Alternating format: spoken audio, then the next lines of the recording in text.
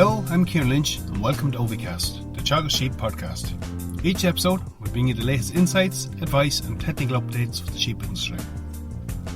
In this episode, I'm joined by Dr Tim Keady, who's going to discuss silage quality, how we can influence it, what effect it has on animal performance.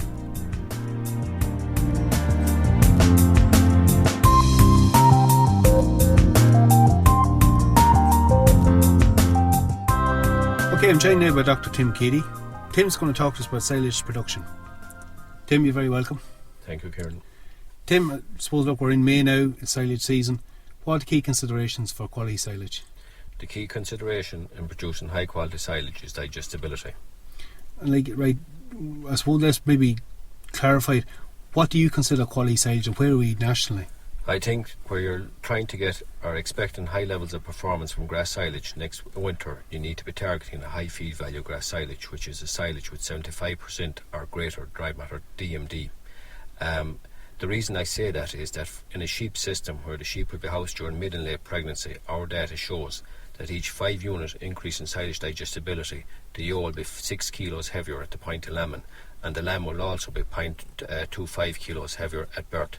And while that 0.25 may sound a low figure, our data shows that at weaning that lamb will be nearly 1 kilo heavier relative to its mate, relative to its comrade that was born from a ewe that got a lower feed value grass silage. So Tim, maybe we just put that in context.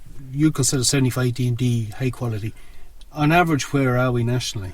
Nationally, the DMD of the average national silage is only 69% DMD, and you hear many producers will tell you they've produced an excellent quality silage with 70% DMD, where in reality they're just at the average. So obviously out there there's scope to improve quality. I suppose, how do we approach that now? What are the key things we need to do to lift that from 70 to 75 DMD? This is the right time of the year to be asking that kind of a question, Kieran. Digestibility is the major factor that affects digestibility is the date of harvest. So we're in the first week of May and we can control our digestibility by deciding on the optimum date of harvest. You may ask what effect harvest date has on digestibility. Our evidence shows that each week you delay harvest, it reduces digestibility by about 3.5 percentage units. And if you're a dairy farmer, and a lot of dairy farmers make good quality silage, that each week to delay harvest they have to feed an additional 1.6 kilos of ration next winter per cow per day just to maintain performance. With pregnant ewes, our data would show that each week you delay harvest, that ewe will require approximately 7 or 8 kilos of additional feed per week delay in harvest during her late pregnancy just to maintain lamb birth weight, even though she may suffer herself in terms of body condition score and body weight. So heading out date, things like that are very important. Are there any other considerations like lodging or that affect quality? Yeah, well, the old rule of thumb was that the optimum stage to harvest grass for silage was at 50% year emergence. I don't believe that anymore, because the heading date will depend on the heading date of whether they're early, late or late heading varieties. When you're examining a sward and deciding when to harvest or not alone do you look at heading date, but you look at what's going on at the butt of the sward, because often in late heading varieties you will have no evidence of seed head emergence, but you could have evidence of some decayed material or dead leaf at the bottom, which also has a negative impact on digestibility. The evidence clearly shows that if you're talking about different varieties of grass, that whilst there may be a difference of, we'll say, 3 weeks in terms of heading out date, if you want to maintain digestibility and animal performance from the later heading swards, they would have to be harvested about 8 or 9 days later. So just I'll tease down a little bit with you more. We say you mentioned about quality at the butt and that sort.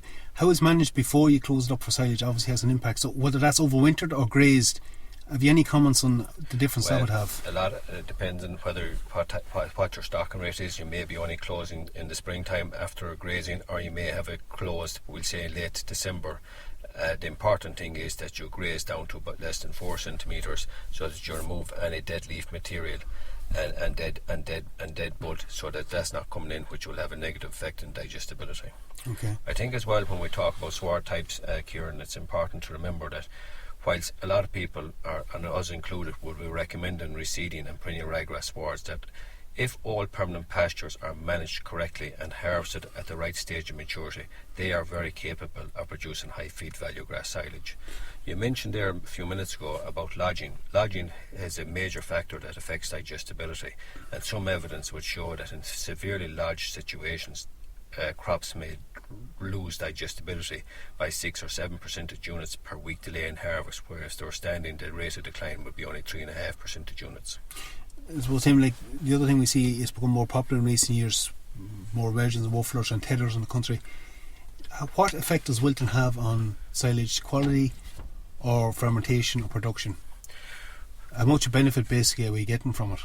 Well, wilting has become very common in recent years, as you said, because of the different types of machines that are available, and for the movement towards large contractors, they can, with rakes and tethers, they can bring a lot more grass at the same time. Wilting has a number of advantages and possibly some disadvantages, and from an advantage point of view, it reduces the amount of effluent, it reduces the amount of weight of material of the herbage that has to be taken to the silage pit, or reduces the number of bales per acre. If you're in a straw bedded situation for sheep housing, it reduces the amount of straw that's required because it's a drier material. Probably one of the disadvantages is that it increases forage intake, and when you look at the literature, the evidence would indicate using exceptionally good managed systems that you may get a small improvement in animal performance for a lot higher level of an increase in intake, so efficiency of utilisation is decreased. I suppose the other consideration that will come up in sheep is that some are still on straw bedded environments versus slatted. Does it have benefits there? In a straw bedded environment, of course, it has benefits, because if the ewes are producing a drier manure, then less straw is required. I think it's important as well, if you're considering wilting, that you actually proactively try to wilt your grass, and by that I mean the two major factors that affect the rate of wilting is solar radiation or sunshine, and also how well you spread out the material. It's important that you spread it out within 2 or 3 hours after it's been mowed. A number of producers will leave it lying in a single sward and maybe ted it out 12 to 24 hours later, and the stomata have closed, the rate of drying decreases, and it takes a longer period. The data clearly indicates, Kieran, that in terms of wilting, that if you leave the herbage down more than 20 to 24 hours, dry matter digestibility declines, and you'd often see in situations where there may be a small bit of mist or some moisture in the air, where you leave it down for 2 or 3 days, you can lose 5 or 6 units in digestibility. So the key thing there is you're going to wilt, look for a rapid wilt. Or as a rapid wilt, leave it 24, maximum 36 hours in the ground. If you're putting it into a silage pit, I would say there's no point in going above 25% dry matter, and I simply say that because most of the effluent is gone at that stage. It's still damp enough in that it's easier to manage the pit at the face of the pit during the feeding out period, whereas if it's too dry, there's indications of aerobic stability or it heating next winter. So just when you mention pit, we'll go on what type of silage is in it. You've done work previously looking at chop lint, and I suppose in sheep systems the majority silage is baled silage. Now, is there any big difference in chop lint or pit versus baled silage for a production point of view? From a production point of view, for sheep, it's ideally to have it as short to chop lint as possible, because chop lint actually affects intake in sheep where it doesn't in beef or dairy cattle. But people must remember that if you put the same type of herbage into a big bale or into a silage pit, there'll be little or no difference in terms of animal performance, except for a slight difference in intake in the sheep. Tim, we've seen a switch to more baled silage. We've seen a switch to cutting paddocks that have gone too strong, and maybe we haven't got around to in rotation, and it's a useful management tool. But the question we frequently get asked is the nitrogen that's in that sward, when is it safe to cut it, or how much of an impact has it on fermentation? That's a good question. Preservation, really. That's a good question, Kieran. In a grazing sward where it's gone too strong, some people worry excessively about what is the impact of nitrogen on fermentation. You must remember that if you can mow in dry weather, wilt it for about 24 hours, bring the dry matter content up to about 25%, what you've actually done is you've concentrated the sugar content in the grass, and you've made it a lot more easier to ensoil. So in that kind of situation, I don't worry about nitrogen concentration in herbage. I suppose that kind of leads us into the next, but there's going to be a difference in silage quality in farms. There will be a bit of bulk need in certain cases. Any comments on how you should store them bales separately, or kind of key aspects about wrapping baled silage? Well, I think for sheep, I think it's essential that you spend a bit more money on the wrapping or on the wrap, and I would seriously recommend that you use 6 layers of wrap rather than just 4 for feeding to sheep. You don't get making silage in May. or certainly don't make enough of them or good enough quality. The game is not up necessarily. What is your approach to making high quality silage later in the year, and can it be done? Yes, it can be done, Kieran. And if the weather goes in your way, in other words, I mean that you don't get a drought which causes the grass to head very quickly, and if you get rain, you get good growth conditions, you should be able to produce very high quality silage at about a 5 to 7 week regrowth interval, where you have to compromise both on bulk and compromise both on digestibility. And in second and third cuts particularly, it is possible to obtain digestibilities of 75 to 77% DMD. I suppose maybe just another important consideration, Tim, is you actually identify that high quality silage and don't use it up maybe early in pregnancy.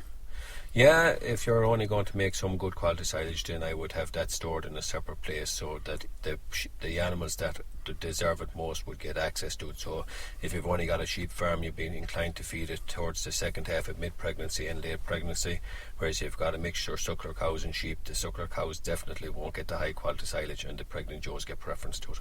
Well, I might just finish with one final one, Tim. Look, it's been difficult the past couple of years producing silage, whether it be too dry, too broke, or too wet at different times. Broken weather will pose an issue, and there's a reluctance sometimes to cut if there's a bit of rain coming. How much of an issue has that on silage quality? It can have a big issue, Kieran, and some producers will delay harvesting with the intention of getting good weather with the hope of achieving the wilt. Whilst it may be okay to do that for 2 or 3 days, sometimes broken weather can be prolonged and go on for 2 weeks. And if you take a scenario where you delay harvest by 2 weeks, you've dropped digestibility by 7 percentage units. For a pregnant joe, you've increased the amount of concentrate required by 12 to 14 kilos per head in late pregnancy. And for a dairy cow, you've increased the amount of concentrate required by about 3 to 3.5 kilos per cow per day. So our advice is that often in broken weather, what broken weather may consist of is just 1 or 2 light showers per day. In that kind of a situation, the mower should mow the grass standing when it's dry and sit ahead of the harvester, so that if it becomes very wet, the harvester can catch up with the mower and then silage. Also, in that kind of a situation, if the grass is being mowed dry, it would be advantageous to put it into 20 or 30 foot swords, so that even if it rains, the water is going onto the cut ground rather than onto the herbage per se. So you'd be far more worried with the quality of the grass and the delay, and of course, obviously, ground conditions at the time of cutting. Yeah, that's a very good statement, Kieran. So we'll finish where we started. We started with digestibility is king, and we'll finish that digestibility is king. And your objective is to produce high digestibility grass silage. And ideally, if you got everything going your way, you try and bring it for pit silage to 25% dry matter, for bales to 30% dry matter. But if you're to compromise either dry matter or digestibility, you compromise on the dry matter content per se. Okay, Tim, thank you very much. Plenty to focus on for the coming weeks. Thank you. That's it for this episode. I'd like to thank Dr Tim Keady for giving up his time to be with us and discussing the many factors involved in making high quality silage, and why for him when it comes to silage production, digestibility is king. For further updates, keep an eye on our Twitter page at Teagasc Sheep. I'm Kieran Lynch, and thanks for joining us in this episode of Ovicast. Don't forget to tune in to the next episode.